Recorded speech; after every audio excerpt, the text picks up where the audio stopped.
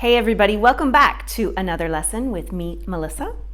Today is a grammar day. As you know, we have 2 grammar lessons per month and 2 general English lessons per month.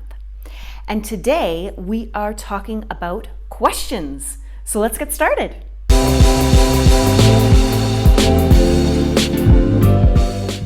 So today we're talking about questions. We're going to look at simple questions and more complex questions. When I say a simple question, I just mean that a question which has a response of yes or no, and a more complex question would be where we're looking for some more information. So let's start with our simple questions. And a simple question is going to start with either an auxiliary verb or a modal verb.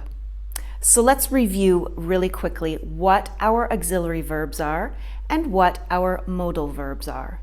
So in English, our auxiliary verbs are be, have, and do. And our modal verbs, well, they could be will or would, might or may, can or could. What am I forgetting? We can also use should. So these are all modal verbs. So let's take a look at some questions that start with an auxiliary verb. Does she know where Sophia is? Are they going to the sea tomorrow? Are they going to the sea tomorrow? Have you got the time? Have you got the time? So as you can see, our questions are starting with an auxiliary verb. For example, let's break it down a little bit. Our first question was, does she know where Sophia is? So our auxiliary verb is do, but because we have the third person, she, we need to say does. Then we have our subject, which is she, and then we have our main verb, which is know. Does she know? So our question form is auxiliary verb plus our subject plus our main verb. Our second question was, are they going to the sea tomorrow? Are they going to the sea tomorrow? So we have our auxiliary verb, which is be. Then we have our subject, which is they. And then we have our main verb, going. And the same structure is followed when we have a question that starts with a modal verb. So we could say, should we go to the party tonight? Should we go to the party tonight? We have a modal verb, should, plus our subject, we, and then our main verb, go. Should we go to the party tonight? Let's take a look at another one. Will they take the train to work tomorrow? Will they take the train to work tomorrow? So again, the same pattern. We have our modal verb will, then we have our subject they, and then we have our main verb take. Will they take the train tomorrow? So we do have an exception. We always have an exception in English. And one of those exceptions is that when our verb to be is the main verb, then we don't need an auxiliary verb. For example, is she happy? So as you can see in this question, we only have our verb to be, and it takes on the form of the main verb. So is she happy? Another one could be, are you the teacher? Are you the teacher? So we only have the verb to be, which is going to be our main verb, and then our subject, you. Are you the teacher? All right, why don't we test ourselves a little bit, and let's see if we can put the words in the correct order to form a simple question. So here are the words. They are not in order, and we need to put them in the correct order to create a question. So look for your modal verb or the auxiliary verb, look for the subject, and then look for the main verb, and then put them in the correct order. Ready? Okay, here's our answer. Could you write the email, please? Could you write the email, please? All right, shall we try one more? Okay, here's all our words. We need to find the auxiliary verb or the modal verb, find the subject, and find the main verb, and then put them in the correct order. All right, you ready? Okay, here's our answer. Do they want to go to the mountains? Do they want to go to the mountains? All right, all of those simple questions that we had, you may have noticed, were in the present tense. So how do we change them into the past tense? Well, let's take a look at some examples. This question is in the present tense. Is she doing her homework? Is she doing her homework? Now, to change it into the past tense, all we need to do is change our auxiliary verb into the past.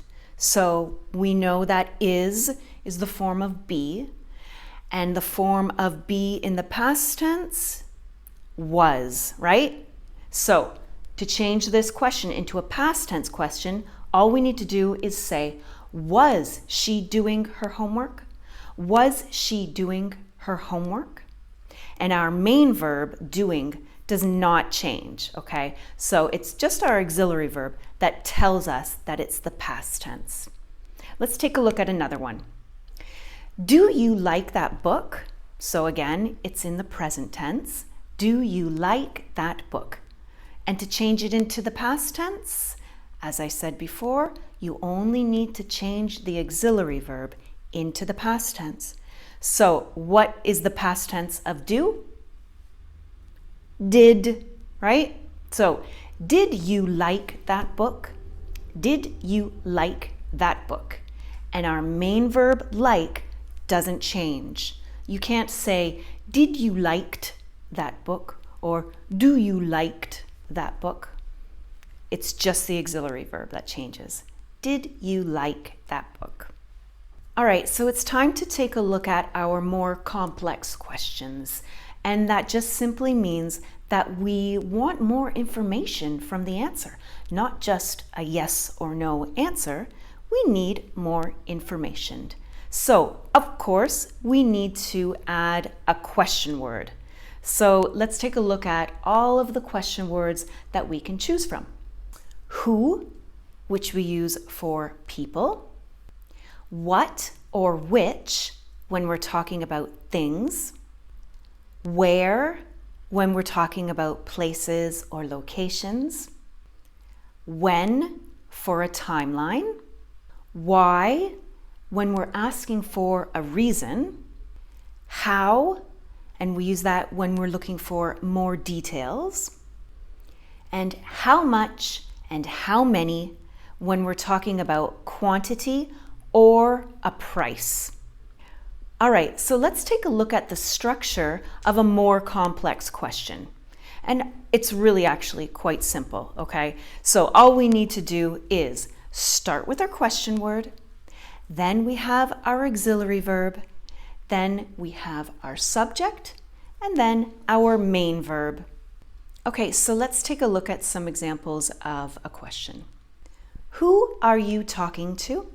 Who are you talking to? So we have who, which is our question word, then our auxiliary verb, which is are, be, our subject, you, and then our main verb, talk. And in this case, it's in the continuous form, talking. Where did you go on holiday? Where did you go on holiday? So what do you notice about this question? It's in the past tense, isn't it? How do we know this? Because our auxiliary verb, do, is in the past tense, did, right? So where did you go for holiday?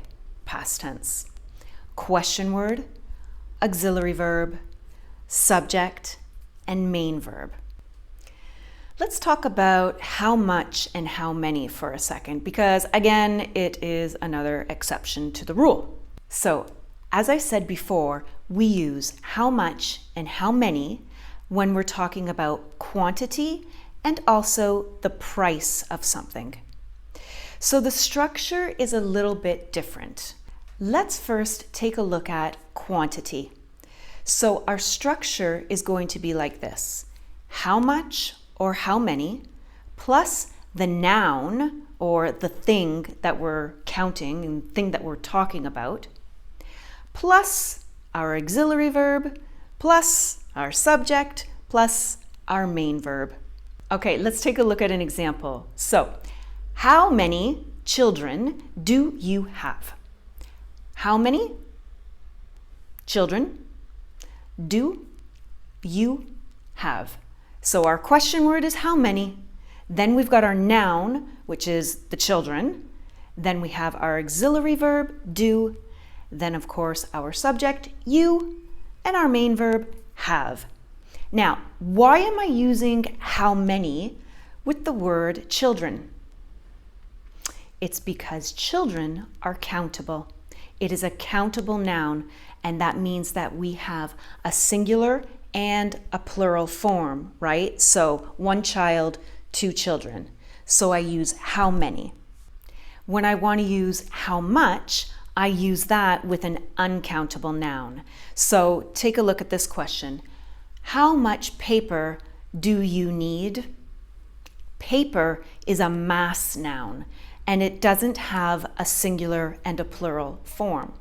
So we use how much because paper is uncountable, right? So how much paper do you need? And again, the structure is the same. How much, our question word. Paper is our noun. Our auxiliary verb is do. And our subject is you. And our main verb, need. Pretty simple, right? So let's take a look at when we use how much for a question regarding the price of something. And we won't use how many. We will only use how much. So here's an example. How much does the car cost? How much does the car cost? So you can see the structure is how much, which is our question word, plus our auxiliary verb, do or does, and then the object that we're speaking about, the car. Another example could be, how much was the restaurant bill? How much was the restaurant bill? So this was in the past tense, and we know this because our auxiliary verb is in the past, was. All right, why don't we try another quick quiz, okay? Let's take a look at some words that are not in order, and I want you to try and put them in the correct order to form the question. Here we go. So here's the words. They are not in the correct order. So you need to look for your question word, auxiliary verb, your subject, your main verb, and try and put them in the correct order. Are you ready? All right, here's the answer. Where did you go last night? Right? Where did you go last night? We have our question word, we have our auxiliary verb, we have our subject, and then we have our main verb. Good job. Let's try it again. Here are some more words that we need to organize.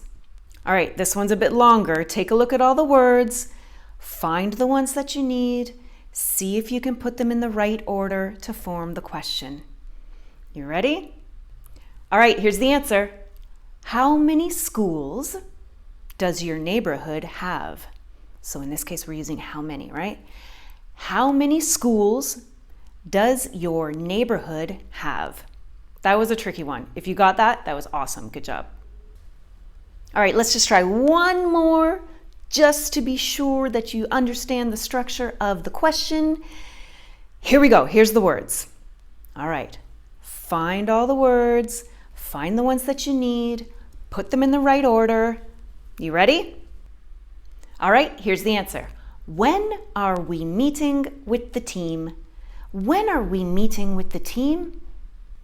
Okay, something that we should really take a look at because it's quite important is when a question ends with a preposition. So In your language, you may be used to putting the preposition at the beginning of the phrase. For example, this is a question that ends with a preposition. Where did you get that book from? Where did you get that book from? So our preposition from is at the end of the question. Why is that? We do this when the answer to the question word is the object of the preposition. Let me say that again. When the answer to the question word is the object of the preposition, we put the preposition at the end of the question. So our question was, where did you get that book from? And what we need to answer is, from where? Let me make it a little easier, and let's take a look at a possible answer to this question. I got the book from the library. So we have our preposition from, and then after that we have the library. And the library is the object of our preposition. And the library is the answer to where, which was our question word, right? I got the book from the library, and the question was, where did you get that book from? From the library.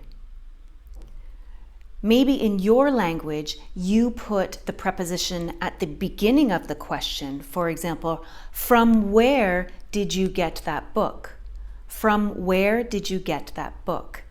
But in English, we don't say that. We put from, our preposition, at the end of the question. Where did you get that book from? All right, let's take a look at another example.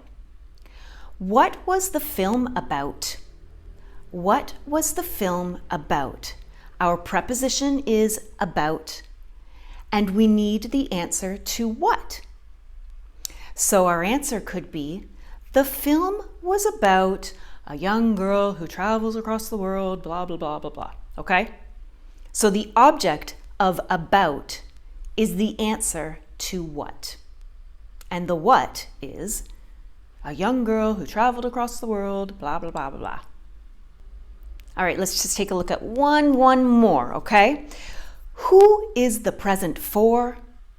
And we need to answer for who? For who? And in our answer, the object of our preposition will be the answer to who. So the present is for my son. The present is for my son. My son is the object of the preposition for, and my son is the answer to our question, who. All right, let's try one more quick quiz, and these ones are going to have the preposition at the end. Here we go. All right, here's all the words. They are not in the correct order. Try and figure out what order that they need to go in. Are you ready? All right, here's the answer. What are you working on? What are you working on? On is our preposition, so it needs to go at the end. All right, let's try one more. Here's all your words.